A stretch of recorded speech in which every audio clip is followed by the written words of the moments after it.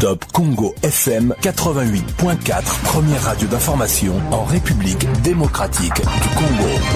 Supérieur et universitaire. Le professeur Crispin Malobungi, il est président du conseil d'administration des universités du Congo.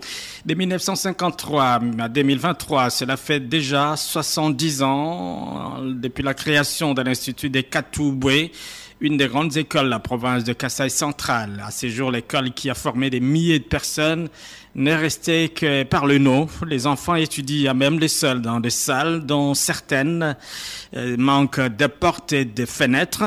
Et à l'occasion de la célébration du 70e anniversaire de cet établissement scolaire, les anciens et actuels élèves de l'Institut des Katouboué ont lancé un appel aux autorités et des personnes de bonne volonté de s'élever pour reconstruire cet alma mater qui a beaucoup contribué à la formation de l'élite congolaise. Détail, Alain Saver-Makoba.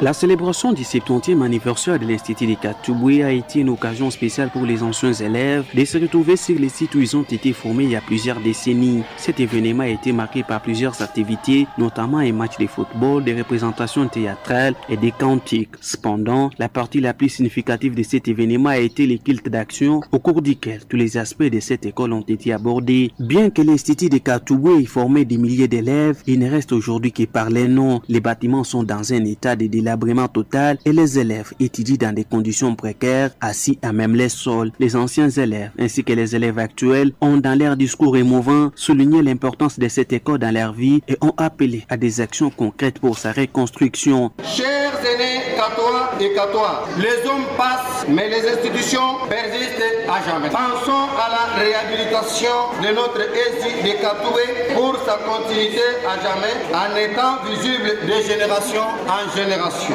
Les prédicateurs du jour, Monseigneur Simon Tchepela, a aussi exhorté tous les participants à s'élever à s'engager dans les reconstructions de l'Institut des Katouboué. Pour témoigner de leur amour pour leur école, les anciens élèves ont offert plus de 100 bancs, des livres pour la bibliothèque et d'autres choses afin d'aider l'Institut des Katouboué à poursuivre sa mission de former l'élite congolaise de Kananga. Alain Saver-Makoba pour Top Congo FM. Et puis audit administratif réalisé par l'inspection générale de la fonction publique.